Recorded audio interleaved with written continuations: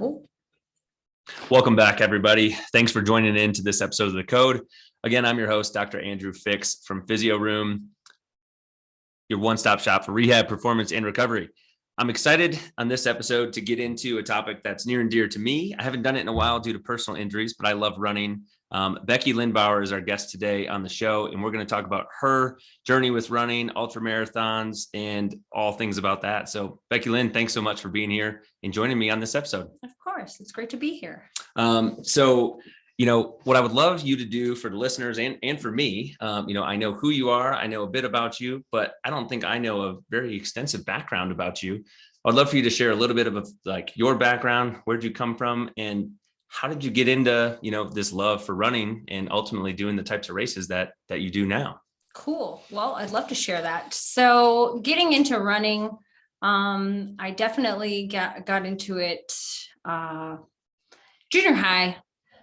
And then high school, I did a little bit of dabbling in cross country, but really the want for needing a car versus having athletics kind of won. So I wanted a car, that wins, but I always ran like recreationally. I just love to run. It was just something that I did. It was inexpensive. You can go out, run out the door, so get it done. And then when I moved to Golden, I could run around North Table Mountain. I'd run over by the Coors.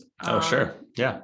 Over there. And I'm sure I probably put in a marathon before I actually ran one on paper. Yeah. I think a lot of people end up doing that. And you're totally right. Running has a very low barrier to entry, right? Right. You need to just, know how to run or not know how to run.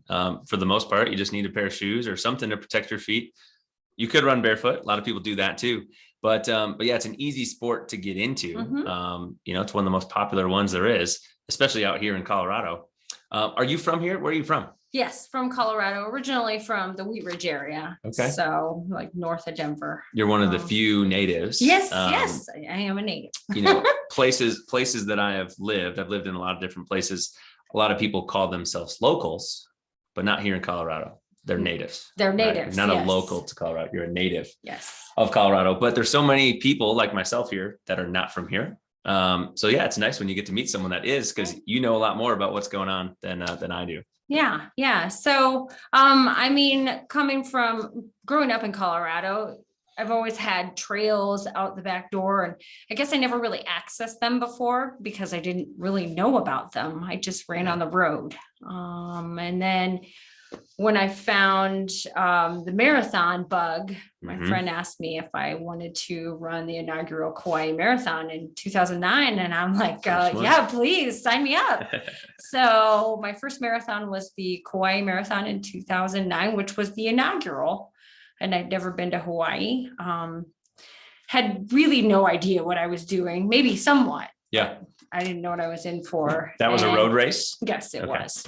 Road marathon. Hills, heat, and humidity. But I came in second overall female. Cool. So that was, I kind of got bit by the bug then. Yeah. And I'm like, I can do better.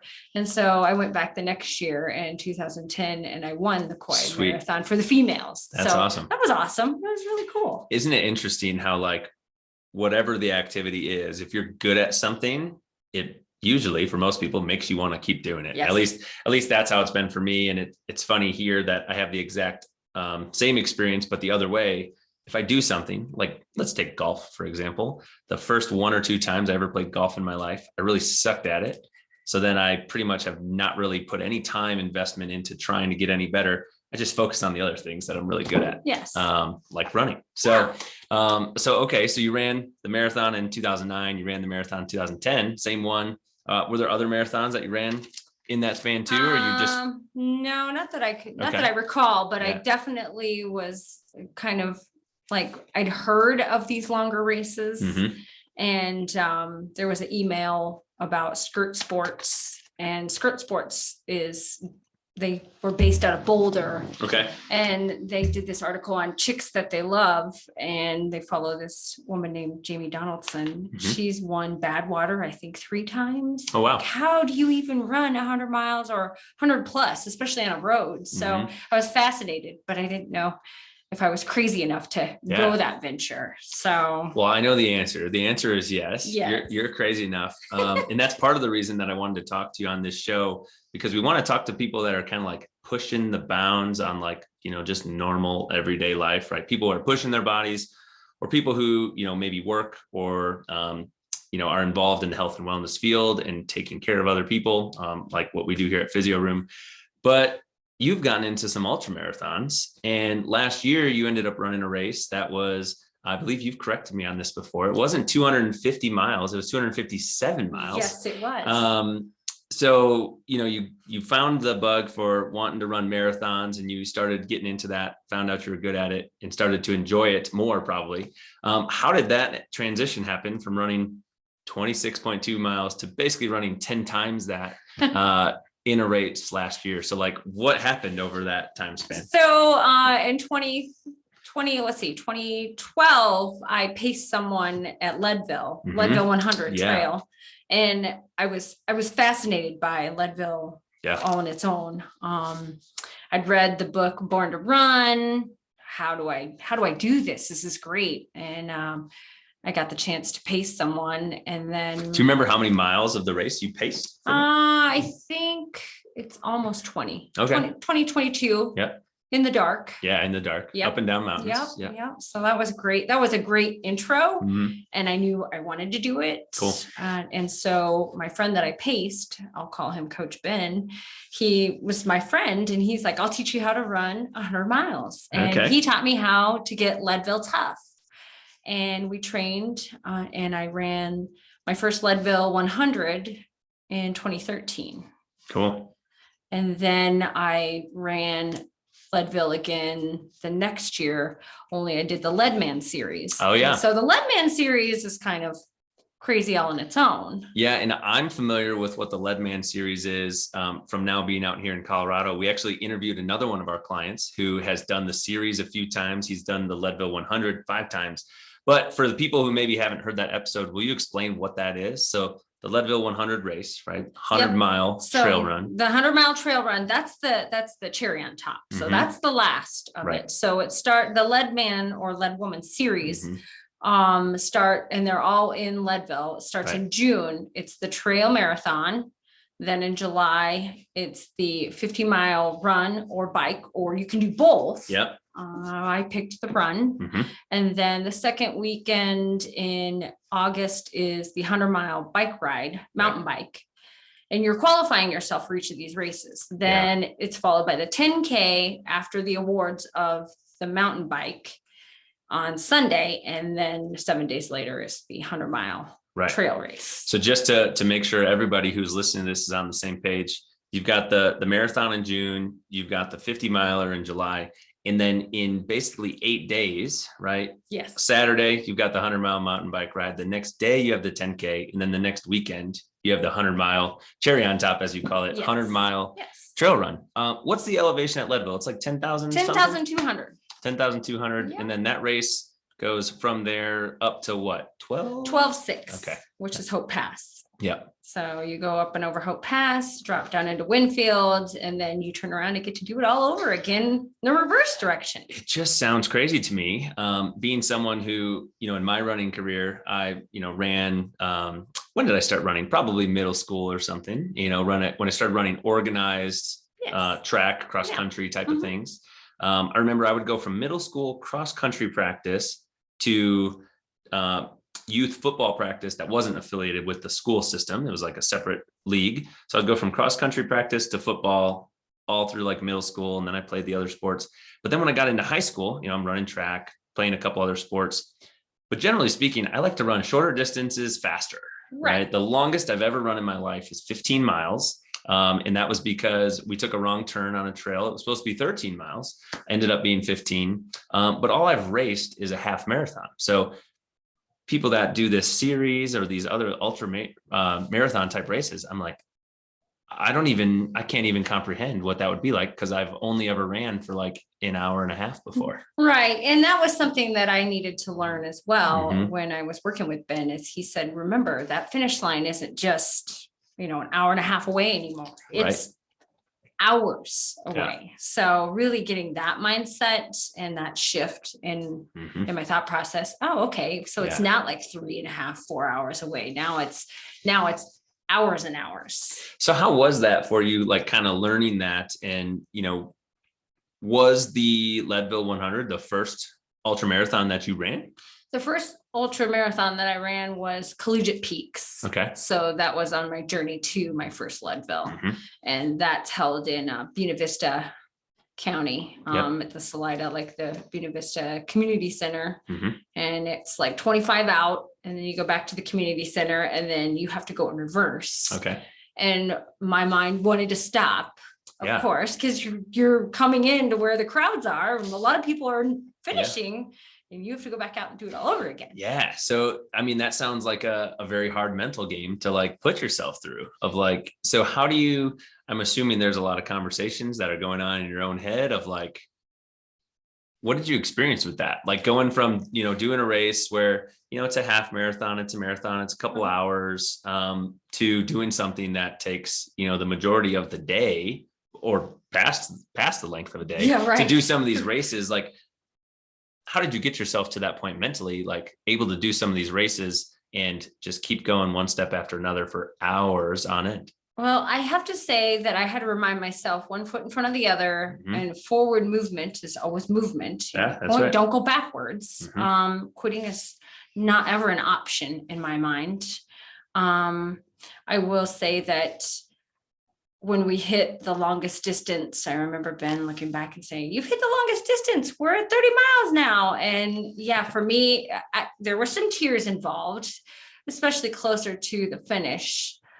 Just getting past that and knowing that the only way home is the finish. Yeah. And so you just have to keep moving. You'll get there. Don't give up. Yeah. Now, have you, we were just sort of talking off air about some like physical things that you're working through now, but, running as a sport, right, as an activity that people do. And, this is quite frankly, part of the reason that I have a job.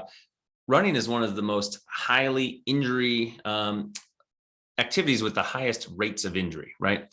In any given year, approximately 80%, 75%, depending on what kind of research you're looking at, of runners will sustain some type of running related injury. And that's not just, ultra marathoners, that's just runners in general of all different, distances and experience levels. Have you had over this journey, basically the last 10 plus years of like progressing from running a marathon to these long ultras, have you gone through any like major injury, situations that you've had to battle through to be able to run these things? Not major. I want to say they were you can call them minor, something that I can come see you guys for. And your staff's amazing here. Is you can fix it, help me get it right. And it's all about movement. Just correcting incorrect patterns. And I've dealt with a hamstring here and there. Most recently, knee has decided to swell up, and there's a little cartilage issue going on. I mean, those are wear out parts, and I can be honest when I say that I've been gifted to not sustain any terrible injuries, as I've fallen pretty hard a few times. So, I'm glad that I haven't sustained injuries, and this, my legs have taken me to some places that, the body, it's taken me to places that I never thought I could go, on foot, but it's amazing. It's a lot different than being in a car or on a bike. Oh, that's for sure. It's way different. And, a lot of times people who maybe wouldn't call themselves a runner, there's just like something about just like going out and running that it just creates this like, feeling in your body that's just hard to replicate doing any other type of sport or activity. I get a different feeling when I run compared to when I bike, or compared to when I go throw a ball around. Now, I love throwing a ball around. I grew up playing throwing sports, right? So not much makes me more happy than just going out and throwing a ball around. But running and biking, it's just not the same. I just get a different feeling about running. And it's so freeing to me to just go run. Absolutely. You know, a lot of times now people are, you know, they're wearing their watch and they're tracking their pace and all this and that. There is just something very freeing about taking your watch off, maybe, you know, not having anything on that's like tracking anything, and just go run based on how your body feels. And then for the Kauai Marathon that I won, I didn't wear a watch. There you go. Because I knew where my body, you know, would tell me things. And then the fact that the timing crew keeps track of your time anyways. Yeah. So I went without it. You don't need to keep track. It was awesome. Yeah. It was really cool. And then I'm trying to remember back, you know, what type of watch that I had in, you know, 2009-ish. I don't even know if Garmin had some of these watches that we have now where it's telling you your cadence and it's telling you your pace and all this stuff like in real time. It was probably just like a normal Timex or something at that point in time, which never fails, by the way. Timex, I mean, they just those are great. I had an issue where, you know, my Garmin watch that I'm wearing now, it like sort of froze up on me and I had to like quickly do a reset on it. But I was like leaving for work, didn't do the reset, and I was like, I'll just stick it on the charger, it'll figure itself out. I literally go in the drawer to my nightstand where I have a couple other watches and I pull out a Timex that I have not worn in years. And all I had to do was like adjust the clock for daylight savings time. That thing, battery's still working, it's ready to go. I put that on, and, you know, I would be lost without a watch on throughout my day. But okay. So we went on a little tangent here. This is fun. So you trained for Leadville, you paced Leadville, and you were saying you did the Lead Man, Lead Woman series. I forget what year you said that was, 2014. 2014, 2015. Okay. And the reason why I did it consecutive years was because I was 2 minutes and 44 seconds off of first place for females in 2014. So why not go back and do it better? That was really my mindset. Like, I can do so much better. And the crew tried to figure out where they had lost time. And really it came down to probably an extra few minutes in the aid station or whatnot, you know, just they beat themselves up. Well, you know what? It's my turn to show that I can do better. And I did better. So awesome. Yeah. How many times have you run that Leadville race now? Leadville 103. Awesome. Awesome. Have you noticed, did your time improve each time that you did it? Yes. Cool. How quickly were you able to complete the race? 23:56:14. Very cool. Yes. 23:56 and 14 seconds. That's awesome. Big buckle. Big. Yeah. You sneak under that 24-hour barrier. Yes. Now the cutoff for that race is 30 hours. 30. Okay. So, and then the cutoff for the big buckle is 25. Okay. So I got a big buckle both years I did Sweet. Man, which was great. I mean, that was awesome. Yeah. So I have a friend who did the race for the first time this past summer. And this was his first, to my knowledge, first ultra marathon. If it wasn't his first ultra, it was definitely his first 100-mile race. And especially out here in Colorado, where there's such a drastic elevation difference. He ended up not finishing the race, not running like to the capability that he thought he was. And it seemed like a lot of the issue for him came down to fueling. And, you know, his GI system kind of letting him down more so than his body letting him down. That's a good point, because the first year I ran it in 2013, I had a great nutrition plan, or at least I thought I did.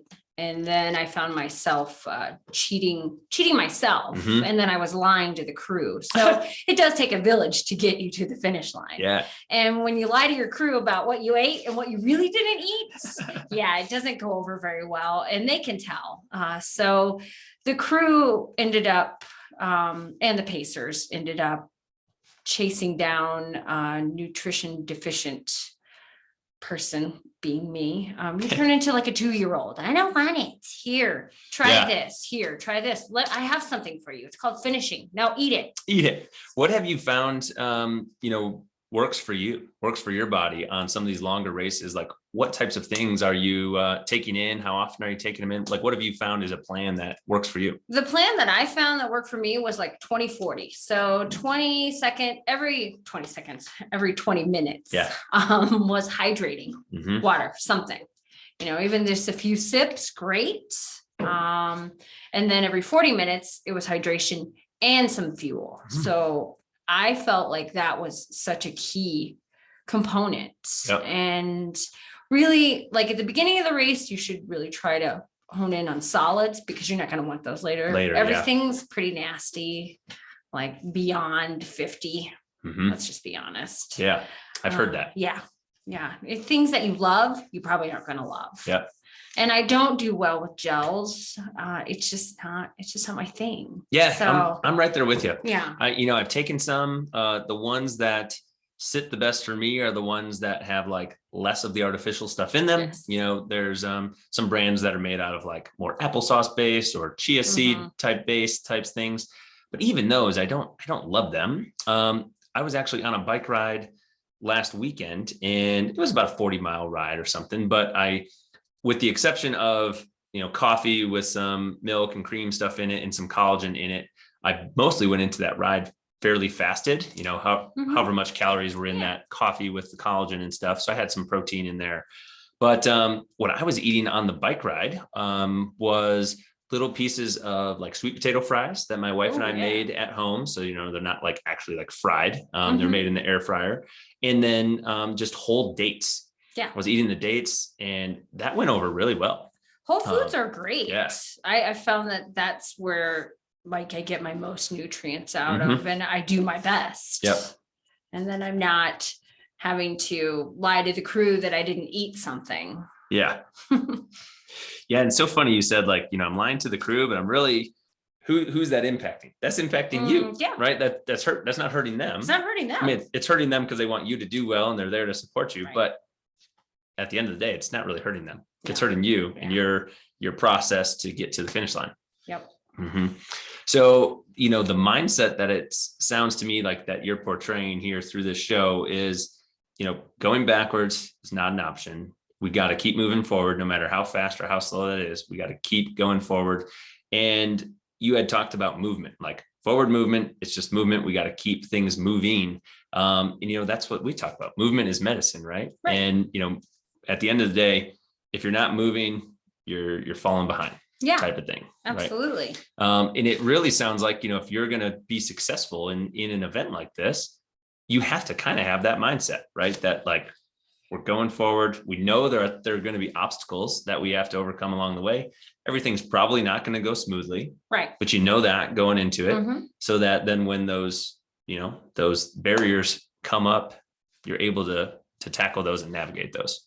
Correct. So then let's sort of move forward and tell us about your transition from like doing the Leadman, and what ultimately got you to this 257-mile race that you did almost a year ago. How did we get there? So I've been really consistently running 100-mile races to continuously qualify myself to be in the lottery for Western States. It was big pie in the sky goal. Yeah. And then 2020 came along and there were no lotteries. Yeah. And there was no chance of getting in for 2021 to any of the things that I really had hoped for, which was Western States or CCC, which is part of the UTMB Ultra Trail du Mont Blanc series over in France. So there was really, I was toying with my options on what do I do in 2021. Yep. And all of a sudden there was an email about this crazy Cocodona 250. Yeah. Like I've wondered about 200-mile races, but never really put a lot of thought into it. And so this race came up and I talked to a couple friends and they're like, oh yeah, I'll sign up. So you should sign up and we'll sign up. Yeah. Yeah. I signed up and they bailed. I've had that experience happen, not with ultra marathons, but with, I was a freshman in high school and I was playing football with a friend of mine.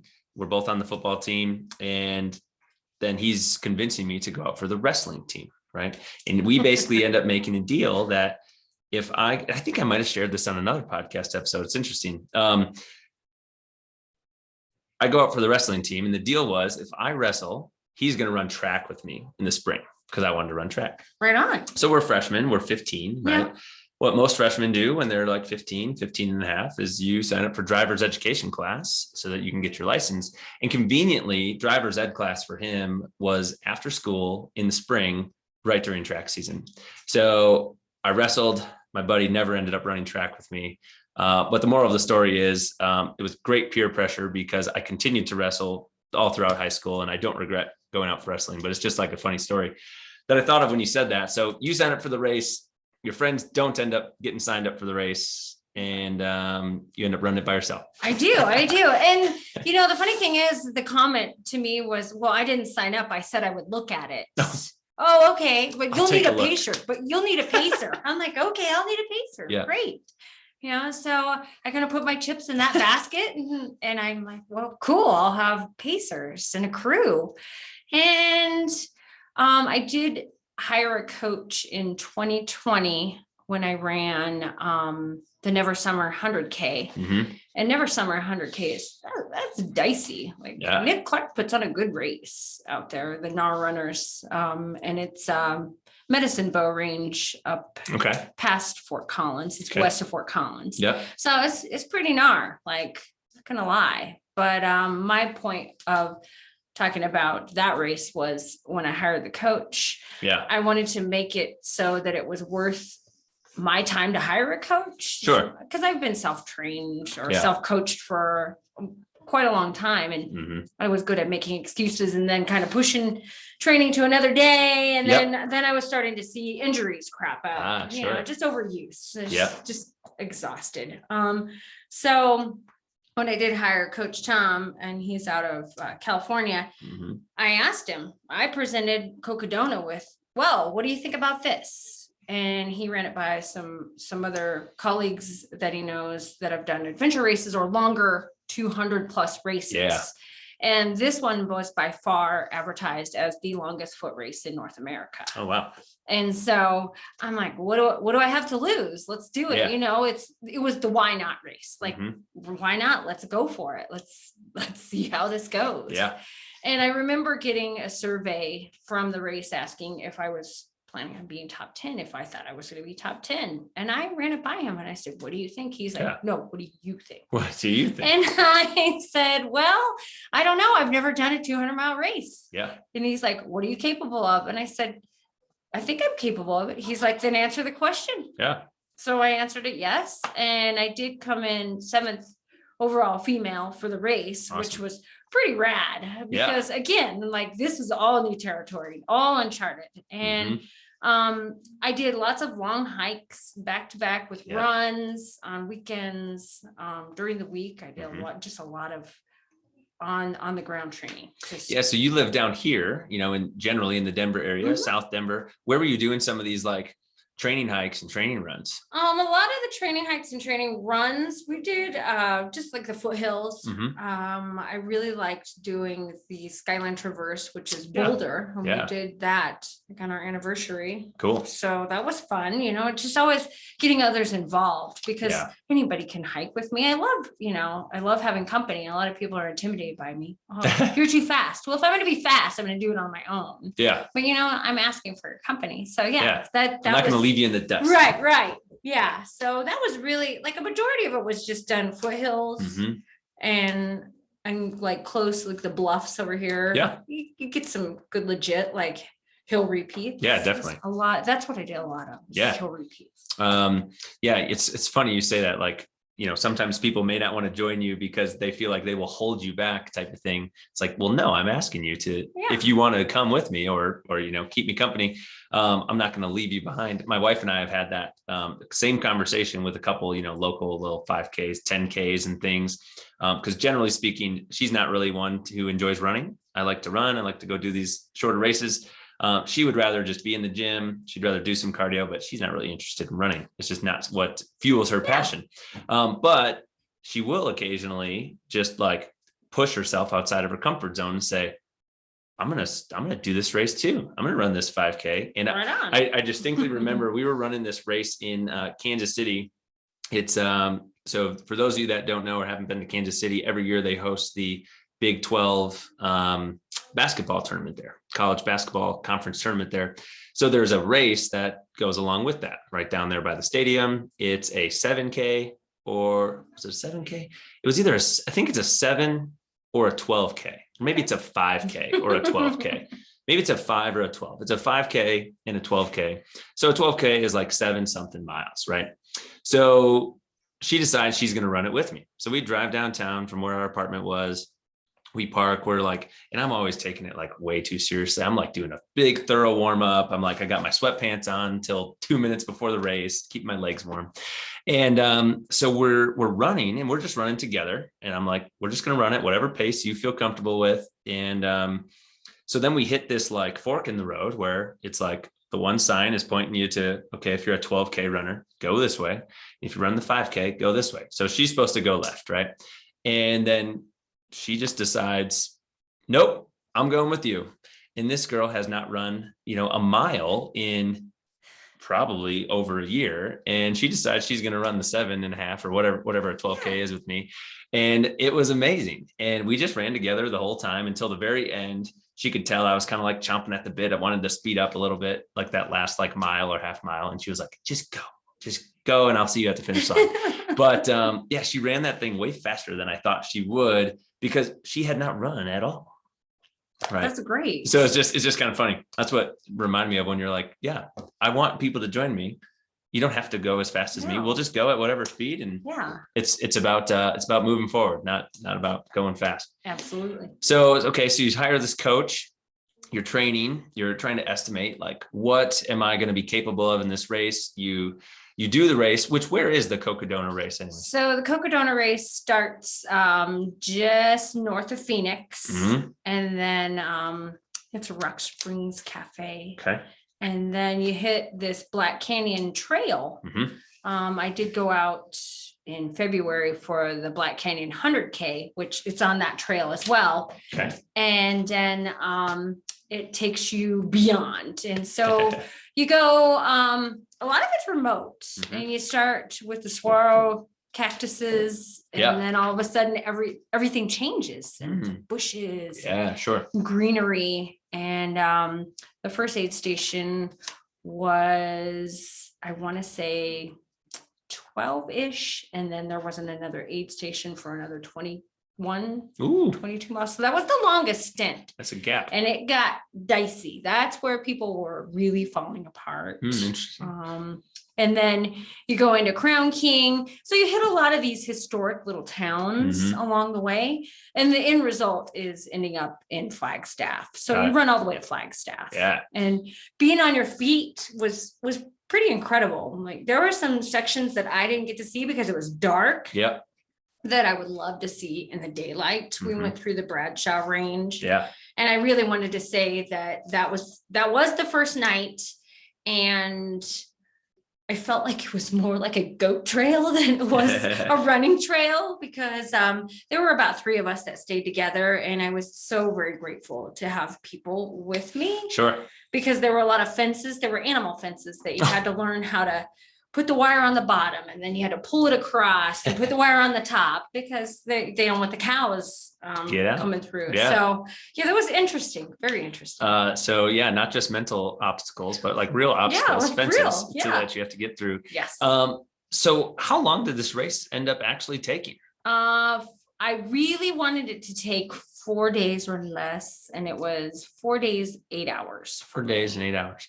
So tell me how, so obviously this is a totally different animal, right, than doing a 23, 24 hour Leadville race. This is like totally different stratosphere type of thing. Yes. Might as well be a different sport. Obviously it's running and hiking, but like, 4 days compared to a day, very, very different. And there's a lot more factors that you have to consider from a preparation standpoint, obviously the training, but like preparation in terms of like clothing, shoes, nutrition, sleep, medical needs. Like, so what did you do for some of these things? Like, how did you manage the, how many pairs of shoes did you bring for an event like this? How'd you manage the sleep situation? Like, what does that look like for a race like this? So shoes, I brought 2 pairs of shoes. I think we brought a total of 4, and they were all the same shoe. It was the La Sportiva Bushidos. Okay.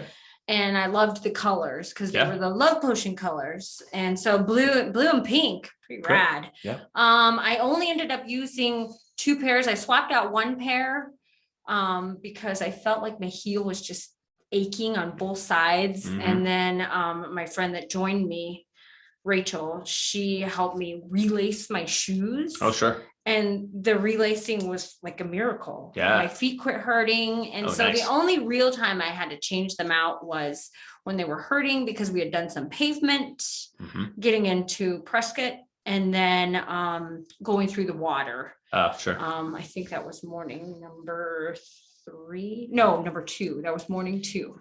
So what was this relacing? Was it, that loop technique where yeah, you put, I think so. It's the loop. You loop, you make like a little dog ear, and then you pull up through. Yeah, I forget the name of it, but yeah, in those top little eye holes there, you make a little loop, and then you lace the lace through the loop so that it kind of anchors that heel in place. Yeah. Yep. Oh, it's called a heel lock. That's what it's called. Okay. That makes sense, right? We're having heel pain, and that's going to lock your heel in place.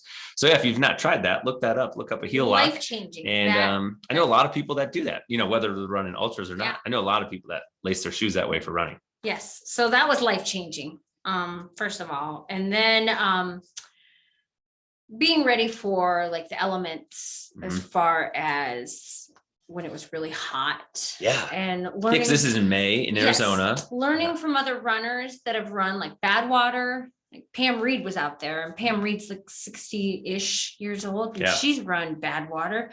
But the crew, Jeff mainly, was listening to what she had to say, and they soaked an undershirt. It should have been cotton, but any cotton white shirt underneath, soak it in ice water, and then put your long sleeves on. I had a long sleeve shirt on the whole time. It had holes in it, of course, but that was my sunscreen, and it also kept me cool. Sure. I did make a rookie mistake, and I went out like in dark colors. Yeah, in the desert. It's a little cookie, but I mean, overall, I learned how to mitigate the heat with making sure that I stayed cool and got ice at aid stations, or at least hydrated. Yeah. I probably hydrated a lot more than just 20/40. Sure. And then having an electrolyte drink, we really tried some different options and found the element was really the key. I love that stuff. Yes, it's amazing. Yeah. It's really amazing. And I love it. Obviously when you're doing these like significant endurance events, you need calories. Element doesn't really have that. That's part of the reason that I love it for just like everyday use. You can get your electrolytes in without having any added extra processed like ingredients. There's no sugar in there. So basically no calories, get a good combination of electrolytes in, a good balance of electrolytes. And that was, we'd refill that every time. And then I know that as far as like what's the differences with 100 versus a 200, you work sleep in. So we really worked into a plan. Jeff came up with a spreadsheet, and we did like a 90-minute sleep. I'm sure it got moved around a little bit because you could see all the writing on the sheet at the end. But I mean, the overall plan was the longest I was going to sleep was 90 minutes. And I did come into the first aid station that I was going to be able to have a pacer, which was at 72 miles. And I came in at about 1 o'clock because that was a rough go through the Bradshaw range, and it was cold. And we, and I say we, using me and the crew, did not plan for me getting cold or getting dark. So I was glad that I had my little like pill shell, which is a little Patagonia jacket that I could pull out, not freeze. I think that's one of the interesting things about, you even notice it here in Colorado. I'm from the Midwest, and there's not these massive temperature swings, from daytime to nighttime, like there is out here and like there is in Arizona, where, it'll be extremely hot during the day. But then it's going to cool down significantly in nighttime. And so, okay, go ahead and continue. No, that's okay. So I had little Lululemon bags packed with everything, like from, a base layer to tank tops, long sleeves, even like capri pants, because I'm not really like a tights kind of wearer, but I needed to plan for everything and anything. And so really I think overall the takeaway, if anything, is that with the 200 is that you can work in sleep.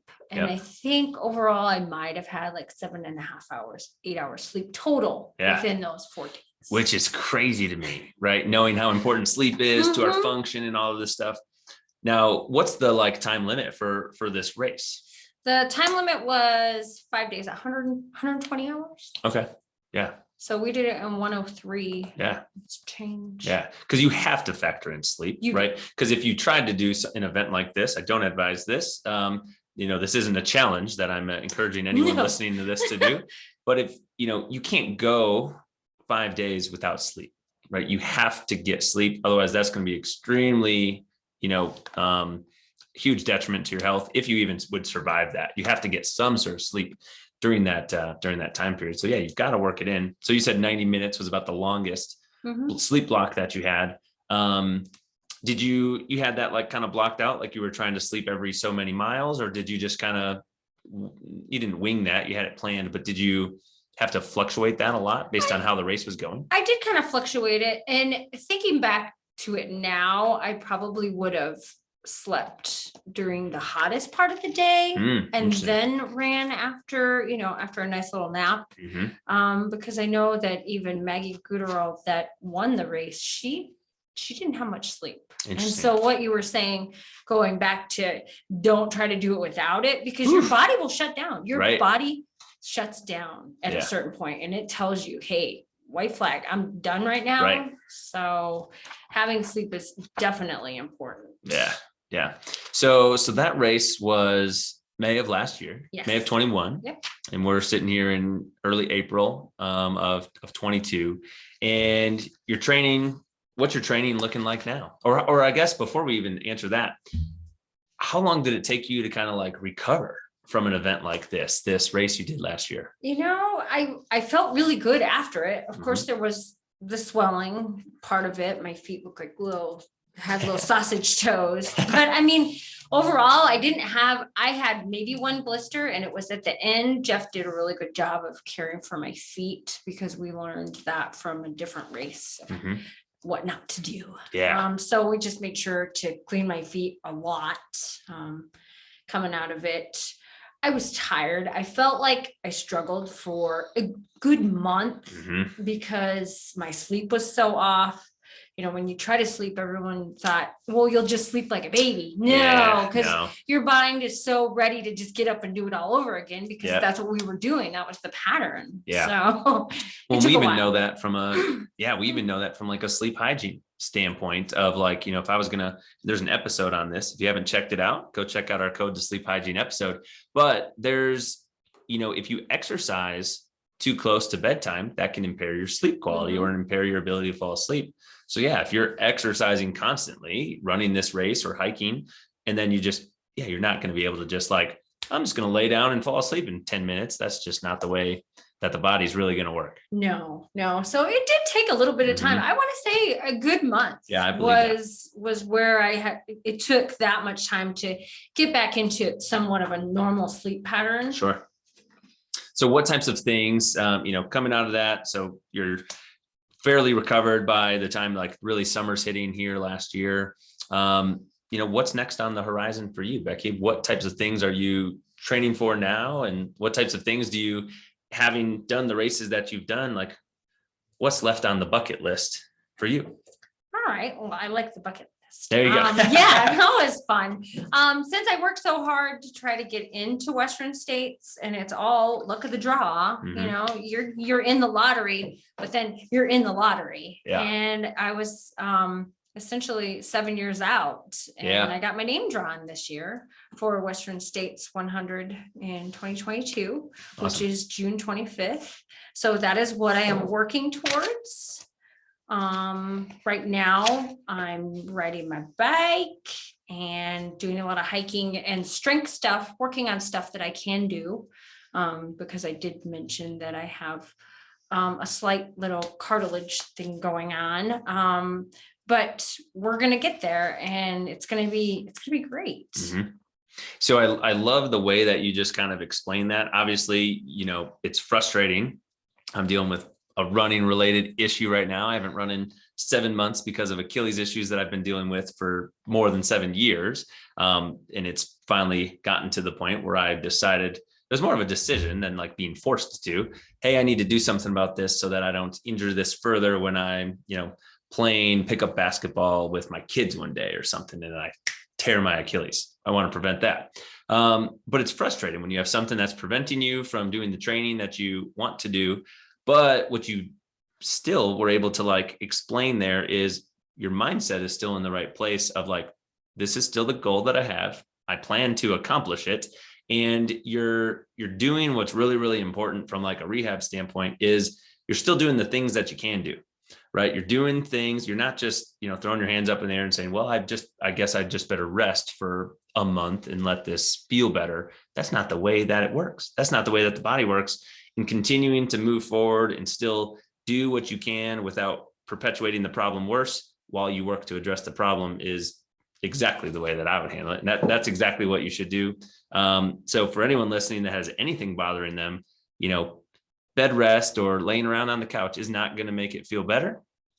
You've got to continue to work on the things that you can so that you get to do the things that you're capable of and that you want to do later.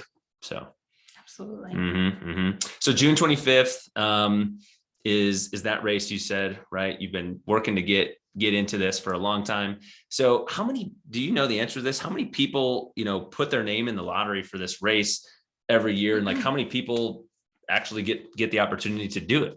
So for Western states, it is capped, I believe, at 374 people. And the reason being is that we run through a wilderness section. And so when it was deemed wilderness, there were a lot of races that were told that they couldn't get permits through there anymore. And so the agreement was that Western states would cap their registration at the number that they had registered or running in the year that was deemed a wilderness section. And they can't deviate. Yeah. They can't add more. That's what it is. It's what it is. And so there's a lot of factors that go into the lottery. I believe there's 312 names drawn, and I did say like 374 total, but a lot of those slots are golden ticket slots. And so a golden ticket race is a race that has been deemed as if you're like top, I think it's top 3 or top 2 female, top 2 male. And these are golden ticket races, then you get into Western states. Like automatic qualifier. Yep, you get an automatic qualifier. You are in. Yep. So they hold those tickets out. And then when the drawing happens, it's usually the first weekend in December. And they cut all the tickets. Like, this is legit paper tickets that drawn out of the hat. Drawn out of the hat. Yep, you spin it around, and I've sat through that several times. So in person now twice. The first time it was pretty hard. And so I've always wondered, well, why? Because I've worked so hard, but everyone works hard. We all qualify ourselves. And then there's consecutive ticket counts after a certain amount, after each consecutive year you don't get drawn, then you get more tickets. And I was up to like 64 tickets. Increase your probability. Yeah. And even though I had 64, I just needed 1. Right. So, and I believe that the number of entrants, it's skyrocketed. I mean, ultra running is just huge. So popular. Yeah. And there were, I want to say 14,000 people that. Wow. Yes. So there's a lot. And when there's only 374, I mean, chances aren't good. No. I think anytime I've ever entered a lottery or a raffle of some sort, any of the ones where I've had numerous tickets, I never won. The 2 that I've ever won in my life, which weren't for something, quite as big as this, where there's probably 14,000 plus. But the 2 that I've won, I only had 1 ticket. And I just got lucky enough to get my name drawn for these 2 things. There are so many people that get in that way though. And I always wondered why. And I know that I would have been on the list even longer or maybe shorter. Yeah. But I didn't feel like I was ready at the beginning of my journey. Yep. So knowing what I know now, I would have just done it right away. Yeah, sure. But I knew I wasn't ready. And then the race, I felt like I wasn't ready. So when I did complete Cocodona, I'm like, okay, I'm ready now. Now I'm what ready. do I need to do now? So Yep. it was pretty cool hearing my Yeah. name get drawn. Yeah. And then I actually got my name drawn a second time for the wait list. Oh, They throw it out because you're already there. I'm already there. So Yep. it was quite exciting. So I think something that you just said of like, why did my name not get drawn? And then you basically started to go down this avenue of like, there's a reason, right? There's a reason that maybe I don't know what it is right now, but there's a reason my name didn't get drawn. My time is going to be later. So after sitting through this, this lottery process, year after year after year, your name doesn't get drawn. That's what I wanted to ask you is like, why keep putting, I think this is going to sum up this episode really good, right? Like why continue to put your name in for something that, each year passes, I'm not getting it. What kind of fuels your passion or your desire to like, I'm going to put my name back in next year. I'm going to put my name back in next year. I'm going to keep training because this is just something that I want to do or I have to do. Like what sort of fuels that? I'd say the knowing that when it does get drawn, that it's going to be amazing. Mm-hmm. You just have to have patience. And I am one that is not very patient. I'm sure many of us aren't very patient, but patience definitely wins in this one. Mm-hmm. And just seeing the overall goal and experiencing other friends that have done it and that they convince you that it's worth it. It's so worth it. Don't give up. Don't give up hope. If that's your goal, don't give it up. So you didn't make it this year. Mm-hmm. Do it again, continue to do it. Because if it means something to you, you'll find a way. Mm-hmm. If it doesn't, you'll find a reason not to do it. Yeah. Yeah. I saw one of our coworkers here had a very interesting, social media post. It was something along those same lines, right? It was basically like, are you interested or are you committed to this thing, right? If you're interested, it's easy to have excuses and you'll train on the days you feel like it. And, you're interested in it. Uh-huh.